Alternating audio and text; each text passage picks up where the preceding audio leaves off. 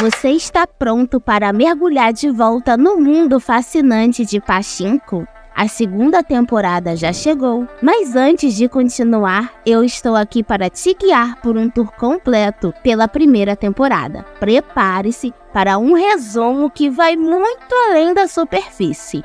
Não é apenas uma revisão, é uma verdadeira aula de sociologia, história e cultura.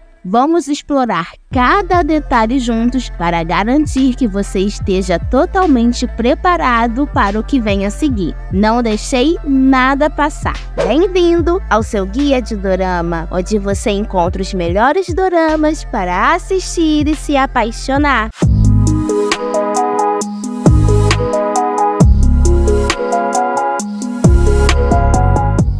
Annyeong! Eu sou a Yona. O dorama começa nos situando no momento histórico que iremos acompanhar, mostrando a seriedade do assunto. Uma tela preta, apenas com legenda, nos apresenta a trágica situação que a Coreia se encontra. Em 1910, o Japão anexou a Coreia como parte do seu império. Sob o regime japonês, muitos coreanos perderam o seu sustento, sendo obrigados a deixar seus lares e viver no exterior. Apesar disso, as pessoas perseveraram, famílias perseveraram, inclusive uma família de uma geração para outra.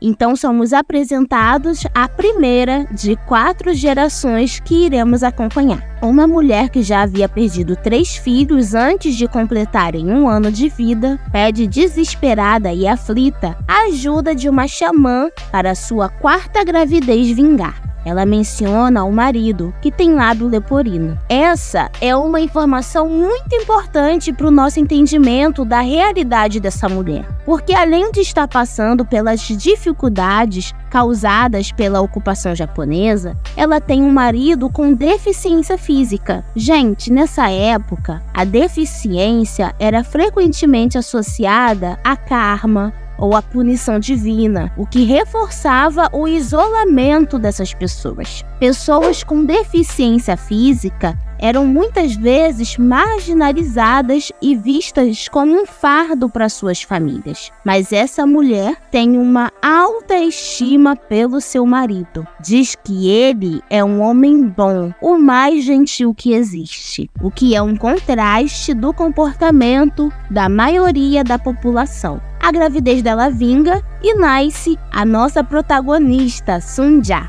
E aqui, para facilitar a nossa vida, eu montei a árvore genealógica e vamos aumentando a ramificação dela ao longo do vídeo conforme os personagens forem nascendo. Sunja é filha de família extremamente humilde e sofrida. Nascida no período da ocupação japonesa, ela cresce vendo as agressões físicas, morais e sociais cometidas contra o seu povo. Os coreanos são vistos e tratados pior que animais. São o ser inferior para os japoneses. E isso é mostrado ao longo de toda a série, e eu irei expor algum desses momentos aqui. Já no primeiro episódio, notamos que os coreanos não podem usar branco, não podem comer seu próprio arroz e muito menos expressar sua resistência e revolta, pois serão penalizados até mesmo com a morte. E o motivo dos coreanos serem privados de sua cultura e alimentação é a política de japonização, que buscava eliminar as tradições coreanas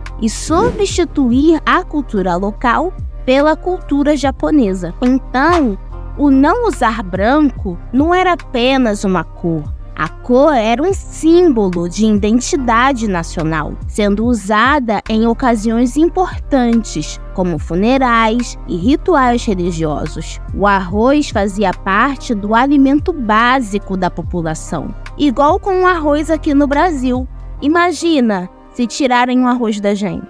Os japoneses fizeram isso por pelo menos 2 motivos. O governo colonial japonês implementou políticas de extração de recursos da Coreia para apoiar o Japão. Como parte dessas políticas, grande parte do arroz produzido na Coreia era confiscado e exportado para o Japão, para alimentar a população japonesa e sustentar o esforço de guerra, o que causou escassez de arroz na Coreia e, de brinde, inferiorizou mais ainda os coreanos, uma vez que o pouco arroz que tinha eram de consumo dos japoneses que lá residiam. Entender isso é fundamental para a gente conseguir sentir o peso da história que nos é contada nesse dorama. Sunja cresce sobrevivendo neste sistema de dominação. Ela sofre a perda do pai,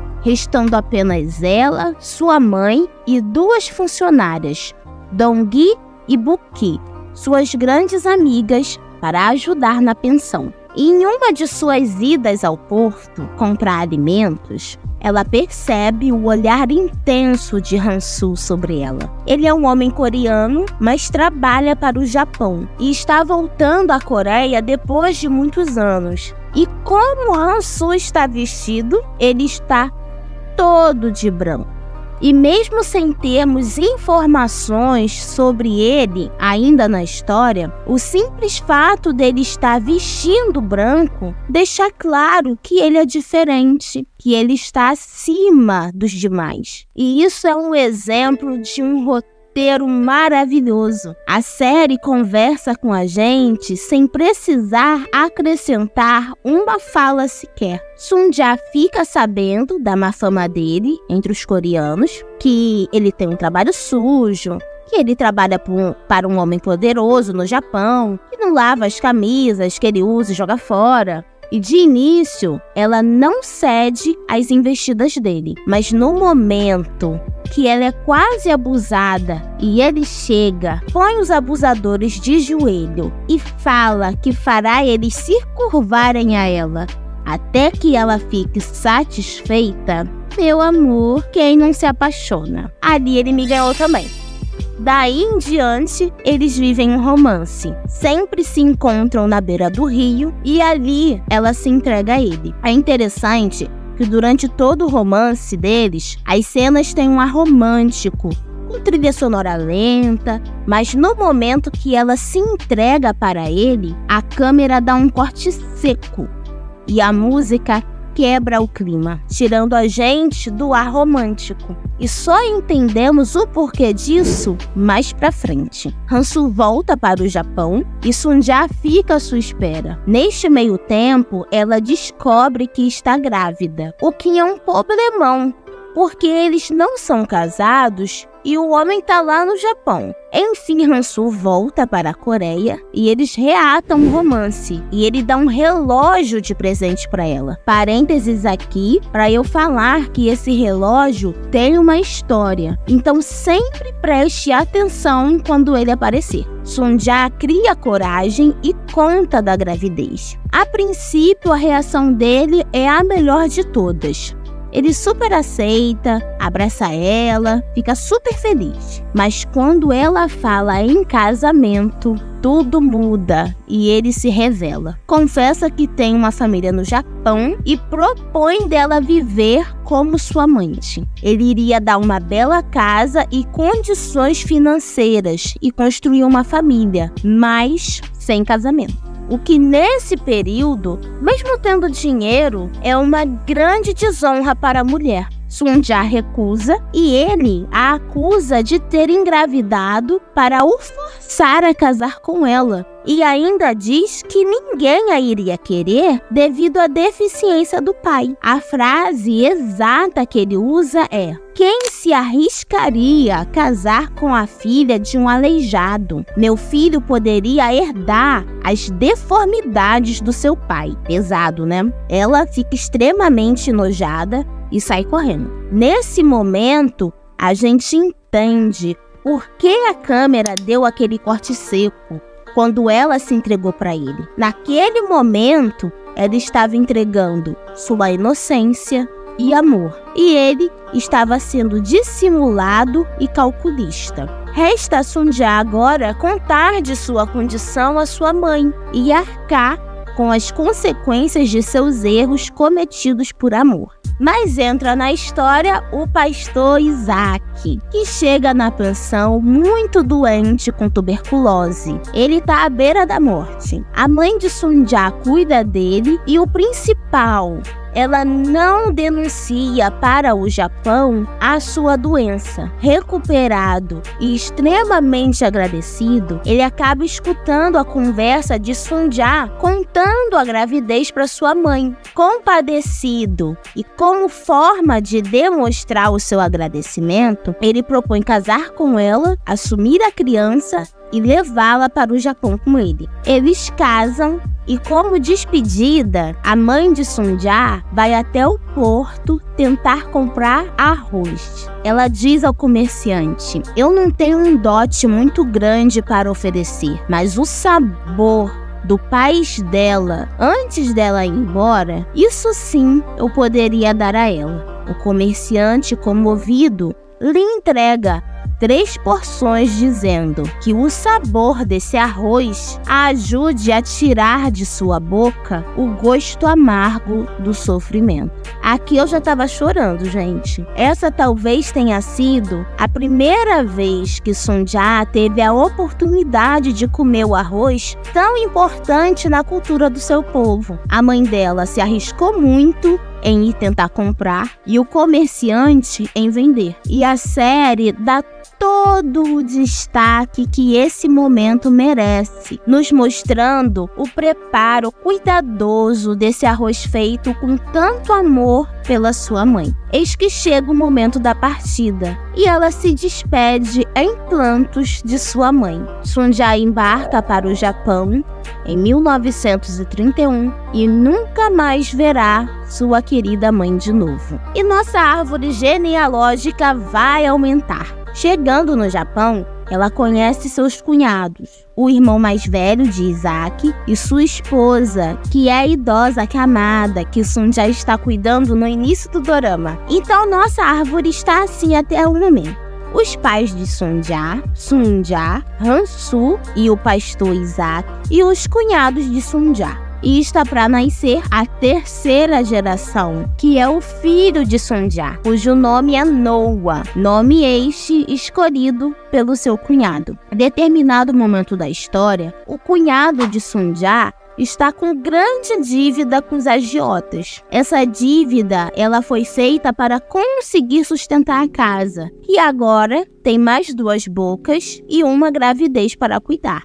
Sunja acaba se sentindo responsabilizada e vende o relógio que Hansu lhe deu para quitar a dívida. É então que descobrimos que Hansu está no Japão e não a perdeu de vista, porque o dono da loja de penhor devolve o relógio para ele. Sunja dá a luz ao Noah e vemos Hansu desmerecendo sua esposa, falando que agora ele tem um filho e que onde ela fracassou, outra teve sucesso. Ai, gente, o que falar? Difícil conseguir passar pano para esse homem. Mas calma que a gente vai tentar, porque o dorama mostra o passado dele. No Japão, ele levava uma vida muito humilde com seu pai. Ele sempre foi muito inteligente, bom de cálculo e com inglês fluente, ele trabalhava como tutor para o filho de uma família americana. E sua ida para os Estados Unidos estava garantida se não fosse o terremoto de Kanto, no dia 1º de setembro de 1923, com magnitude de 7,9. Isso é muita coisa, o que causou uma grande devastação e muitas vítimas, incluindo o seu pai e a família americana para quem ele trabalhava, de onde se originou o relógio que ele entrega a Sunja. E nem neste momento de destruição, os coreanos tiveram paz, porque rumores negativos sobre eles, de que os coreanos estavam roubando e agredindo os japoneses, se espalhou. e muitos deles foram dizimados. E nós acompanhamos o desespero de Hansu pela sua sobrevivência, escondido em uma carroça, vendo os seus compatriotas queimar pelas mãos de seus algozes. Ele sobrevive graças ao japonês para quem o seu pai trabalhava, que a partir daí se responsabiliza pelo jovem Hansu. Será que é por isso que ele está trabalhando para os japoneses? A frieza dele é causada pelos traumas da vida? Ele não assumiu a Sunja por uma questão de sobrevivência ou foi só canalice mesmo? O relógio que ele dá para Sunja tem um significado importante para ele. Se ela fosse apenas mais uma, será que ele daria essa joia para ela? E eu levanto esses pontos não é apenas para tentar passar pano ou porque eu fiquei com pena depois de ver a história dele. Porque o que não falta nesse dorama é história triste, mas é por uma frase da própria Sunja já idosa. Ela fala: "Eu achava que esse relógio era uma maldição para todos nós, mas agora eu percebo, esse relógio salvou a nossa família. Então esse relógio vai voltar para a mão dela e principalmente ela o vê com bons olhos agora, o que nos mostra que algo de muito certo o Hansu irá fazer. Então, por enquanto, o meu cancelamento por ele tá suspenso. Tá suspenso. E o seu? Me conta nos comentários. Vamos falar agora do pastor. Ele acaba tendo um filho biológico com a Sunja. O nome é Mozazu. O pastor Isaac decide deixar de ser um espectador passivo do sofrimento do seu povo e resolve, em segredo, fazer parte da resistência, buscando um futuro melhor para sua família. Mas ele acaba sofrendo uma traição e é preso, o que afeta toda a família. Seu irmão perde o emprego e Sunja é a provedora da casa e de seus filhos a partir de agora. Neste meio tempo, Hansu aparece novamente e dá um conselho para o seu filho, Noah. Sobreviver não é o suficiente. Seja o melhor. Bora na árvore genealógica de novo. Sunja tem um filho com Hansu, que é o Noah, e outro com o pastor Isaac, que é o Mozazu. Mas na atualidade, nós vemos apenas um dos filhos dela. Qual deles? É o Mozazu, pai do Salomon, que tem mãe falecida. Então, onde está o Noah? Por enquanto é mistério. Não sabemos se ele faleceu ou se está desaparecido, mas eu acho que ele se aliou à resistência, depois de tudo que ele viu seu pai Isaac e a mãe passarem. Salomon, o neto de Sunja, está tentando ter sucesso na carreira com a venda de um terreno que a proprietária é uma senhora coreana. Mas ela não vai deitar para os japoneses e isso torna a venda impossível de acontecer e acaba com a carreira dele. Salomon também tem um romance mal resolvido com a Hana, filha da namorada do pai dele. A Hana ficou sumida por vários anos e agora ela se permitiu ser encontrada pela família. Ela está internada no estágio final do HIV. Yoná, e o coquetel? Gente, final dos anos 80, no início dos 90, a AIDS, infelizmente, era uma sentença de morte. Quando jovem, Hana pede para Salomon roubar um item de uma loja de conveniência para provar que ele a ama. Tá, né? Que ideia de bosta. E isso, obviamente, acaba mal. Ele é preso e tratado pior do que ele deveria por conta da sua nacionalidade. Mas o telefone da delegacia toca misteriosamente e ele é simplesmente liberado como mágica. E a gente sabe quem tá por trás disso, né? Hansu, com toda certeza. Aposto todas as minhas fichas nisso.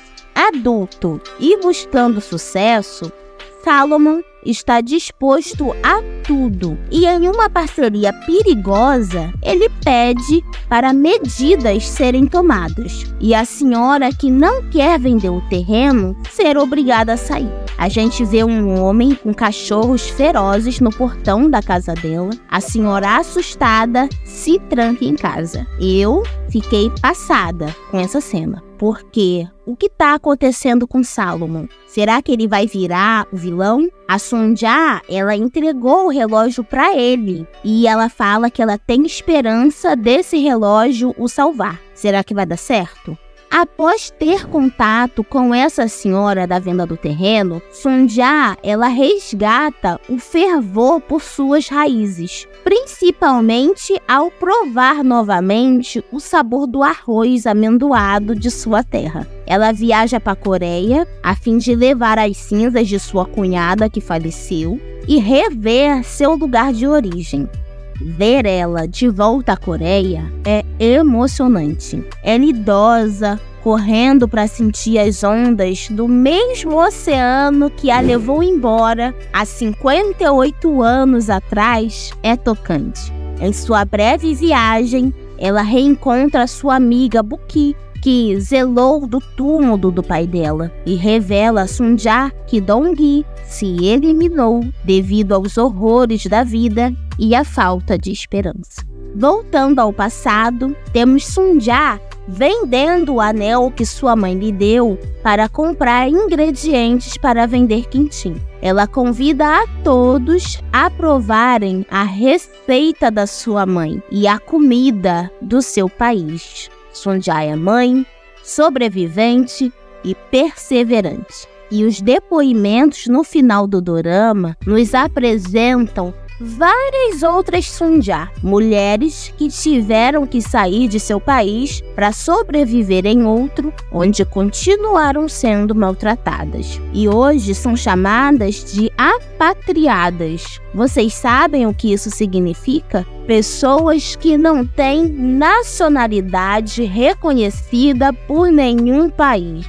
Elas não têm esperança de recuperar sua nacionalidade e nem serem naturalizadas onde vivem. São sobreviventes sem lar. Pachinko é a adaptação do livro de Min Jin-lim. A história passa pela Segunda Guerra Mundial, Guerra da Coreia, divisão das Coreias e o avanço tecnológico. Então tem muita coisa para acontecer ainda nessa história. E além do dorama, fica aqui a indicação do livro também. Eu já comecei a ler. E o link dele, ó, tá aqui na descrição. E se você chegou até aqui, muito obrigado. E não esqueça de se inscrever no canal e deixar o seu like. Annyeong!